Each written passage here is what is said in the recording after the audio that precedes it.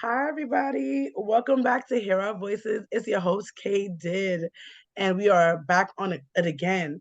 So, right now, before we get into the podcast, we are going to talk about a little bit about the social media platforms. We have YouTube, we have Facebook, we have Twitter, we have Instagram, and we have Facebook. The ones was the most active because I do them myself. It is Twitter and Instagram. I do those constantly. Um, and then I put clips here and there on TikTok and things like that. But if you are looking for a job, if you're looking for resources, the resource packet will be down below in the Linktree account, and you can find information there. You can find all our social medias on the Linktree account, right?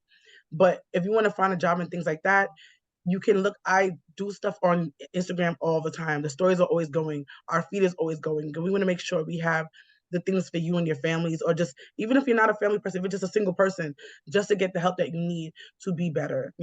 So hopefully these things help you. They're doing periodically baby showers, like neighborhood baby showers. It doesn't matter if you live in that area or not, you still could be included. Take all the free stuff. Don't feel embarrassed. Take all the free stuff you can get. Times is hard. If you need the help, please take it. Don't feel away, because when you get there, you're going to see that you're not the only person who's struggling. Um, a lot of people are struggling, and you can make a community out of the people that you actually meet there. So, thank you for coming back this week. I hope you have been enjoying this year's podcast. Also, we have a Spanish podcast. So if you're a person who wants to be on the Spanish podcast, or if you know anybody who can share their story of having homelessness with a family with a child under 18 years old in the USA, we definitely take you in your stories. Or if you're a person with resources in New York City, we take your resources. Right now, we only do New York. That's all we have the bandwidth for at the moment. Maybe in the future, when we get bigger and have a bigger team, we can do for different states. So again, I'm gonna introduce you to my guest. Her name is Jennifer, and I feel like she's been on the podcast before. Maybe I'm going crazy. I could be wrong. I interview a lot of people, but she's our education person. She's gonna tell you about a little bit how the education goes with homeless sector right now in New York City, and give you more up to date with the. If you don't know, we have a lot of asylum seekers coming into New York. So also that affects education, that also affects the shelter, a lot of different things. And I want her to explain a little bit about what's going on really in general with education. It doesn't matter where you don't have to go with the asylum seekers right now to kind of come on, but you could go on with any way you want to go. Thank you, Khadijah, so much for having me on again. It's always such a pleasure to talk to you and connect with you, and super appreciate all you're doing to make sure that families have resources and know where to go for help. So yeah, welcome to the new school year. We started Yeah. off, with a bang. And I am excited to share some information that with your audience, based on questions that we're getting from families out there. At the start of the school year, we always get a lot of questions about enrollment, Right. especially for families who, maybe were placed in a shelter far away from their kids' school. So I think it's always really, parents should absolutely know that they do not have to transfer their kids. They can keep their kids in the same school, even if they're temporarily living in a different neighborhood or even a different borough. Right. Um, and families can get, from kindergarten to sixth grade, can get free busing so their kids can get back to school. And if you're not getting busing, if your child is not getting busing, you can get a free Metro card from your kid's school. And that includes, like, even even if you have kids in high school, you can get a free Metro card from your kid's school, if your child is not being bused. So definitely take advantage of that. A lot of parents don't know. And, like, Khadijah, back to your point, like take advantage. Life is hard. Like, Right. take It is. take the free resources where you can get them, because so many parents just don't know that that's available to them. Right. Um, and so, yeah, so get those free Metro cards if your child, if you're in temporary housing and your child is not being bused.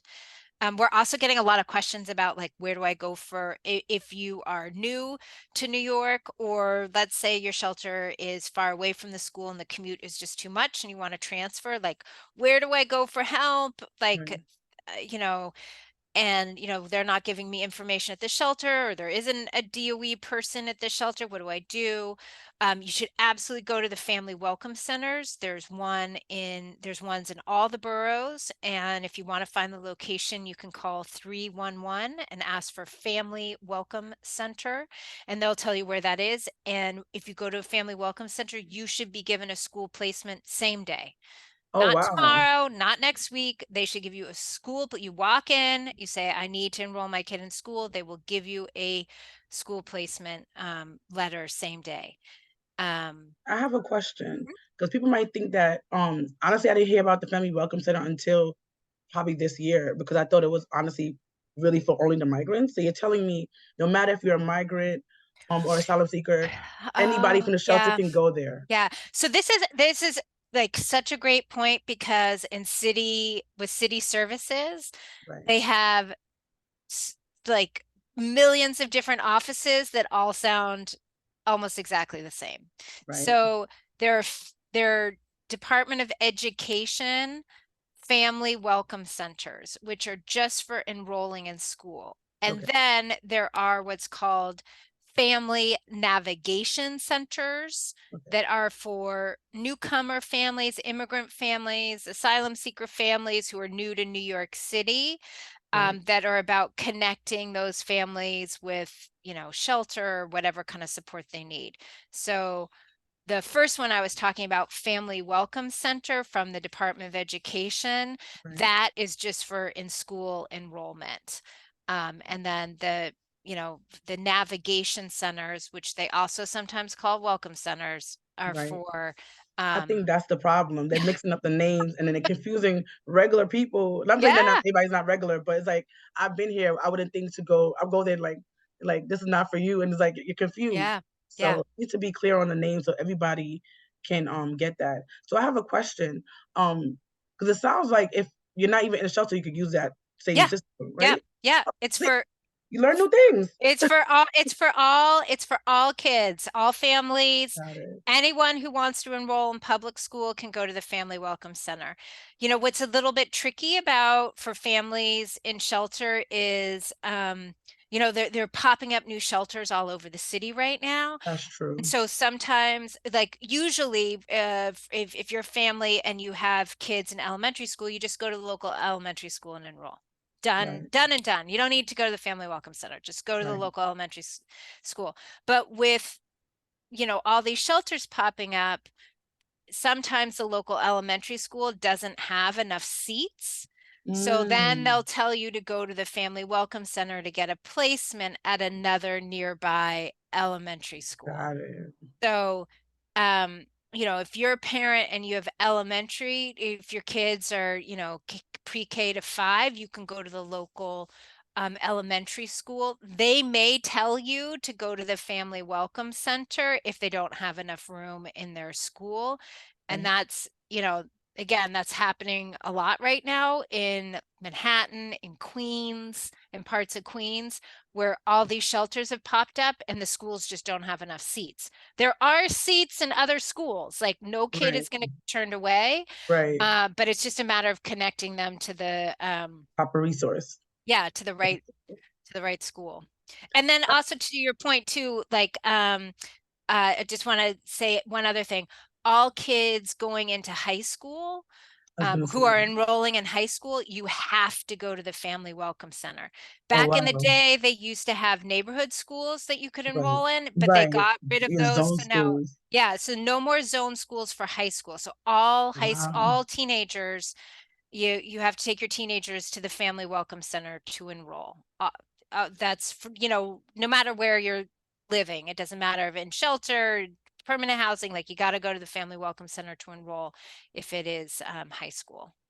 I'm gonna ask this question because as we know, a lot of people in shelter do have usually a lot of kids under 5 years old. A lot of them are Mhm. very, very young kids. So I'm not saying we're not gonna cover your high school kids, but I just want to be very intentional because education to me is very important for kids. And the younger you can get them into, people say put daycare. My daughter's daycare was amazing. When she came out, she could read small words. Some daycares are just babysitting services. So you got to make sure you pick the school very well that you put your kids in. But for little kids, like because they have 3K for all. I'm mostly thinking about that 3K and 4K.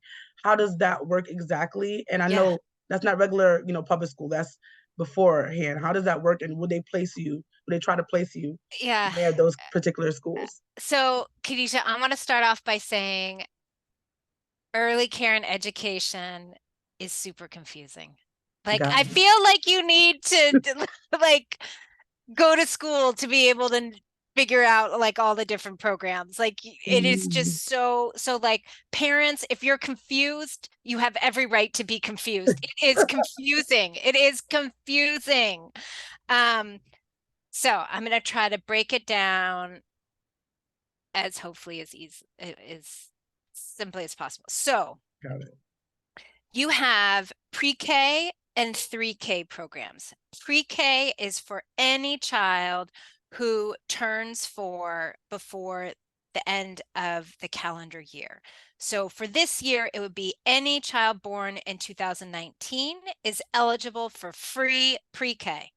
Right. Now, the pre-K could be in either a traditional public school, or it could be in what's called a New York City Early Education Center, which Got it. is usually like a daycare center or pre-K center. Like it could be, Josie's Daycare that has a pre-K classroom in it, or it could be the local Head Start program that has a pre-K classroom in it. Right. You can find a listing of all the pre-Ks and 3Ks by going to My Schools, Yes. and you can click browse and then click on 3K or pre-K depending on what you're looking for. Myschool.org or .com, so they'd be able to get it. I think it's .gov. I I mean, will that's I tell mean you .gov too. right.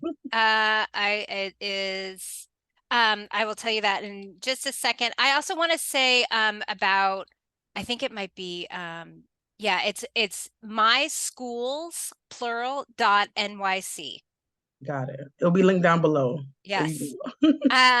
And another thing too that's great about that about looking on that page is you can also find extended day programs. So Mhm. a lot of parents don't, need childcare beyond just, the 8 to 3, Right. so like there are extended day programs too, that offer childcare in the morning and then after the regular school day is over, like to 6 o'clock. So you can also search on the website for those extended day programs. Right. And one thing that's like so many parents don't know about is all parents, all families who are in shelter, if the child has immigration status, so Yes. then their family and they meet the income requirements, the family is eligible for free childcare. Free childcare. Right. I'm gonna say It's this through again. ACS and or No, HRA. no. It is um it is through the ACS's Office of Child Care, but that doesn't mean you have to have an ACS case. No, This for is sure, not for sure, for this sure. this is just through their child care office. And so it's any family in temporary housing, so in shelter, who meets the income eligibility, and whose child has some type of immigration status here, so citizen or A like, resident yeah, or legal or permanent yeah, resident, something like or that. asylum or and something like and that. and you don't have to be working, you don't have to be in an education program, you don't have to show your work hours or any of that. It Right, is free childcare. You can either there are two options that you have.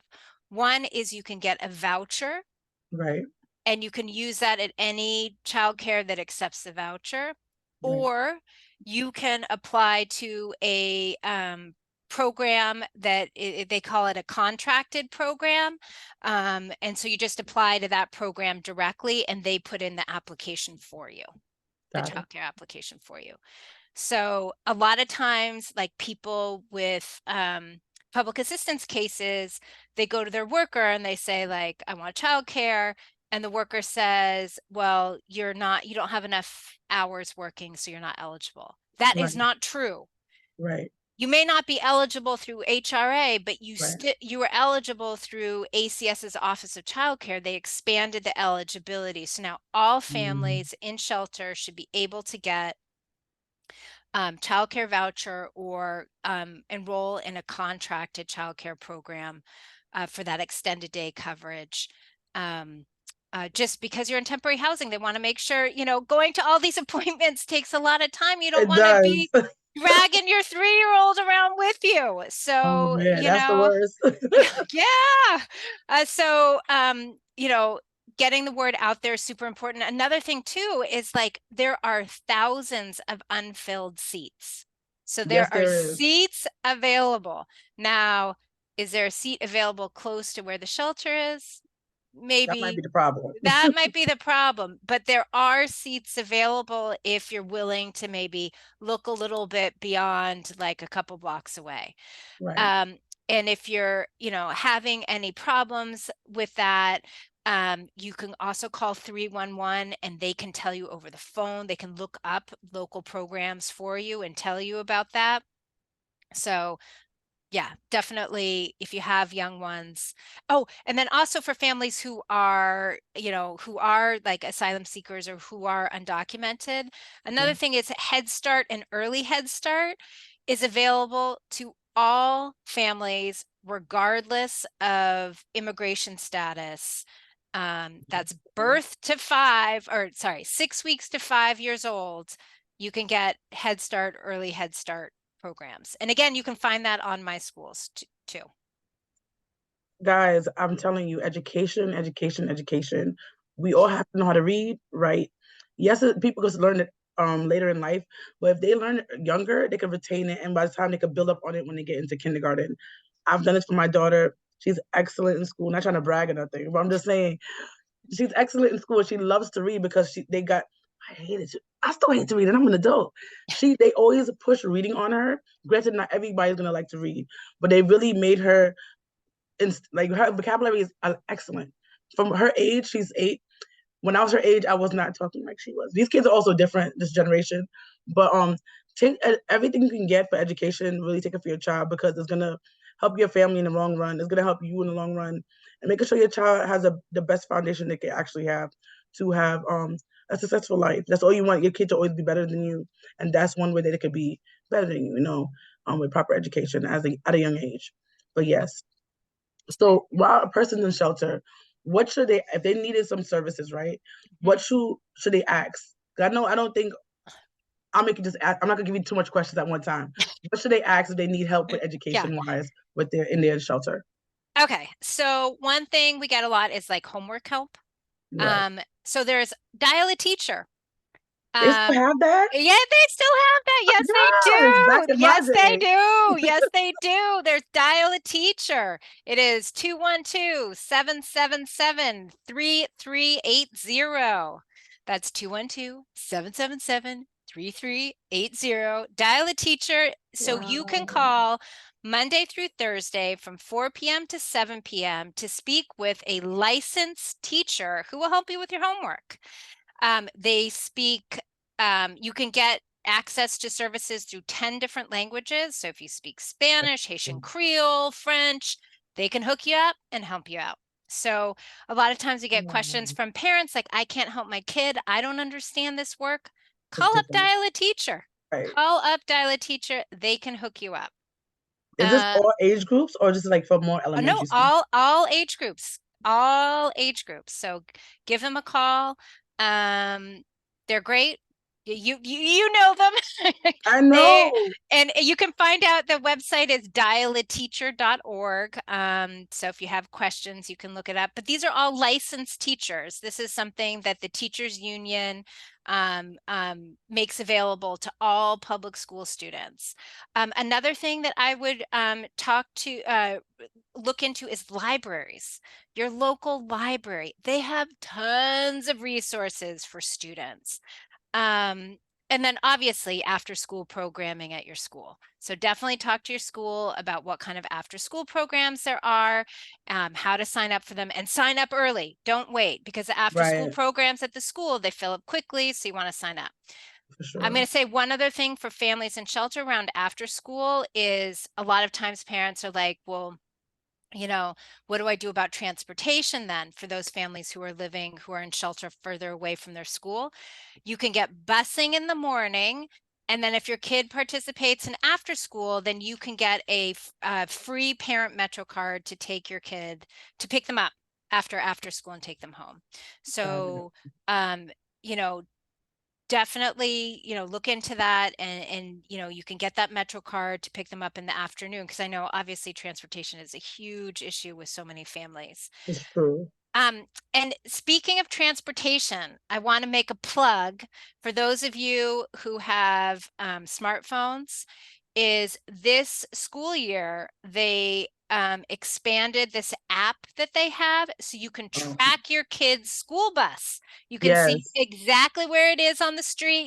It's like a little school bus on your screen. You see it moving around. So Mhm. like so many times parents are like, where's my bus? When's it coming? When's my kid getting home? Well, you can download this app and you can track where the school bus is, so you know exactly when your kid is going to be dropped off and picked up.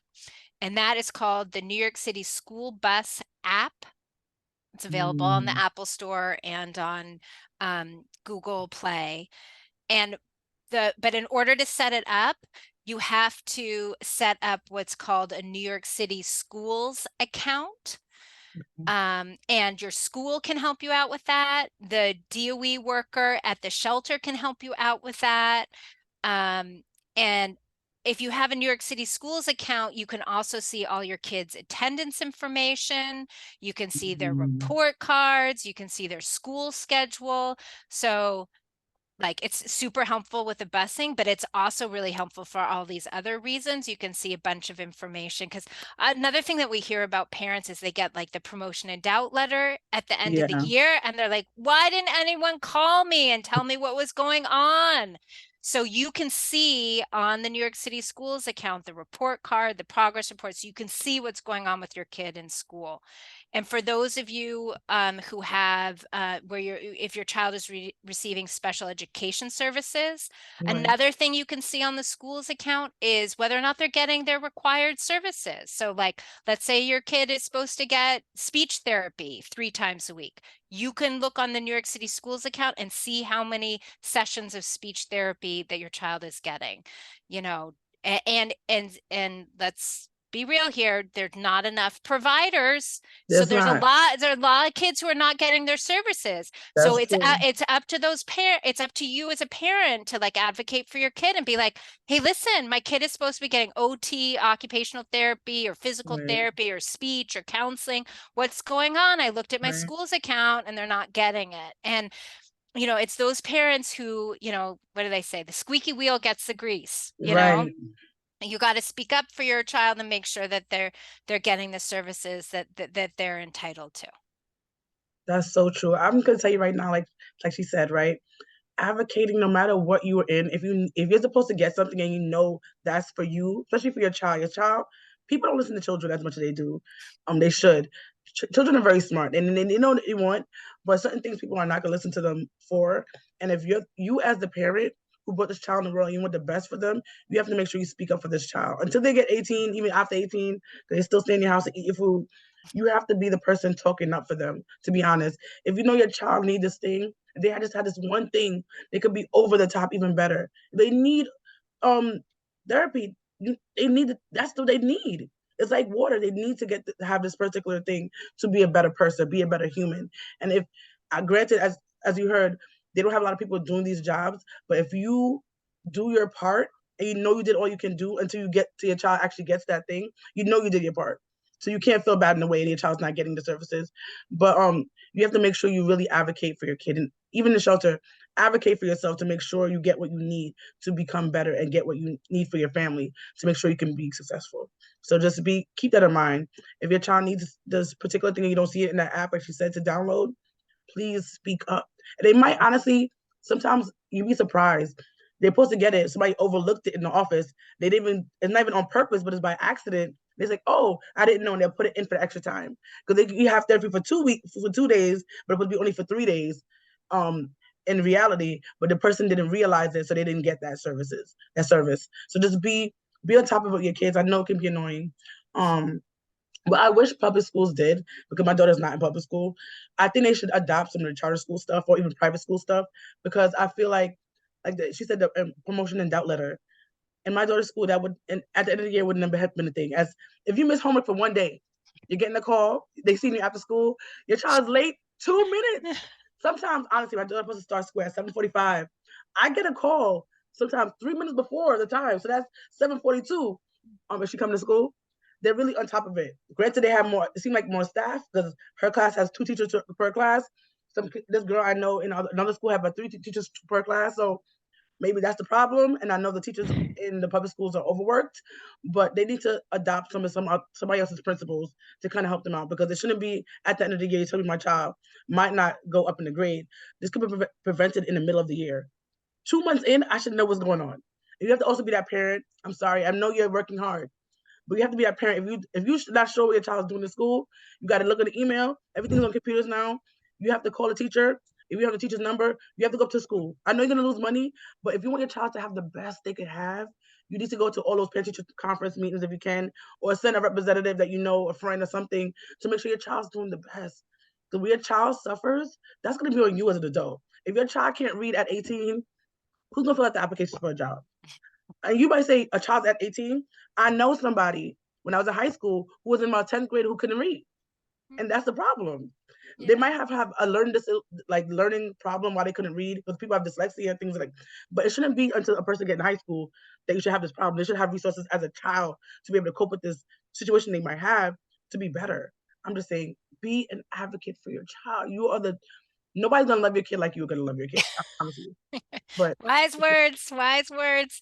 Back to like the advocacy around that. I know you asked before about like what other resources parents can ask about. right, All schools get funding specifically for students in temporary housing, for students in shelter, like money. The school has money for your exactly. kids. So, and it can be used for like, it can be used for tutoring. It can be used for counseling. It can also be used for things like you don't normally think of, like school uniforms. It can be used for winter clothes. It could be used for eyeglasses. Like, let's Winter say, clothes. I didn't know. yes, See, yeah, I need that so I can give to people, because people need to know that, yeah, especially with the migrants now and with yes, everything.